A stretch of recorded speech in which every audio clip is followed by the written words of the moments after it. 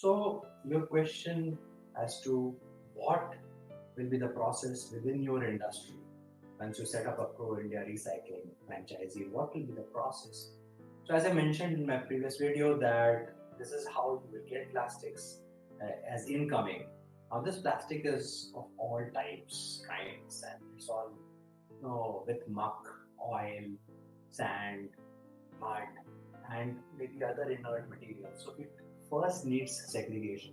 So we have a conveyor belt to segregate, a manual conveyor belt to segregate, and you will put either the same waste pickers who have brought in this plastics for you, or you can have another set of people. But from the very bottom of the pyramid, you can pick up people who are in this segment and they get additional revenue for themselves. Most of the waste pickers actually only pick waste during early mornings and certain part of the day. So the other parts of the day they are available, so you can just utilize their efforts in this, and they can gain from this additional income. So they are very good in separating plastics out. You and I are not so good. They will be able to tell you, even if there's loose plastic in films, they will be able to tell you whether it's PP or PE or it is LDP. So they can actually do because of their senses have developed, or otherwise people's senses do get developed in the matter of a few weeks or maybe a month of practice. So you don't have to worry. So the segregation will happen manually. It's important that I talk about the word manual, because as soon as I talk about automatic, then the project cost starts going double. So we have to keep the project cost within 30 lakh rupees. So therefore, I'm telling you that it's a manual segregation.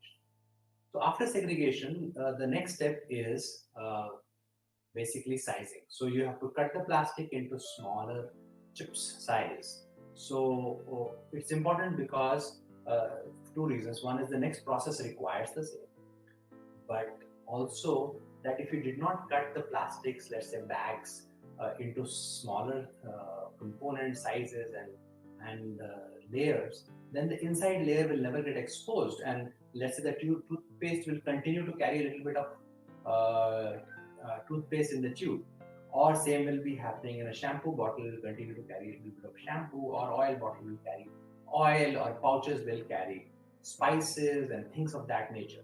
So as much of inert has to come out, this has to come out clearly. So therefore we cut the plastics through grinder and shredders, and then process it in the next step. So what is the next step? Obviously it is washing, as I mentioned to you already. So through the washing, through the float cycles of washing, the plastic goes through the different floats, and therefore you will realize that on the other end the plastic comes out in a completely different color. You can also have a float. You can also have, instead of a float, you can have a spin washer, high-speed spin washer. But that is only once you have a higher quality input material. But if the input material is not so great quality and has 20 to 15% of inerts and muck and dust, it is better to process through a flow. You will see some of these equipment in the next video. Some of them I will show you in running condition as well in some of our pilot applications. So then after the washing, the plastic is wet, so it cannot be processed. It has to be dried. It goes through a spin dryer where hot air is blown, and then through the centrifuge, all the steam is taken out. The plastic becomes fluffy, and now it is free of the inert material.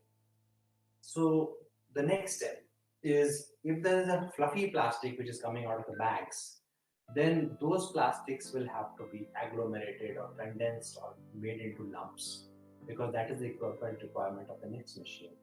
But if the plastic happens to be from an article grade, let's say a PET bottle or a shampoo bottle or a beverage bottle, then that plastic is called hard plastic. It need not go through the agglomerator. So agglomerator is basically when you have film type of plastic, pouch type of plastic to deal with, because that cannot go directly into the final step. Now, what is the final step? The final step is called basically extrusion. So extrusion is a process where you push the plastics under temperatures and pressure conditions that plastic melts, and then the screw actually takes it forward and it takes it out on the other side in form of almost like vermicelli or noodles. So a noodle like extruded plastic pipes or threads will come out on the other side, but then you will have die-phase cutters to actually chop it off in such a way that it forms very neat plastic pellets, like almost like medicine kind of a shape, small circular flattish kind of a shape like a medicine pellet, and it will be available for you to do the next process, which is step. So this is the entire process of plastic processing from old, used and wasted plastics to recycled, repurposed and near virgin plastics. And we will see that in a running condition in our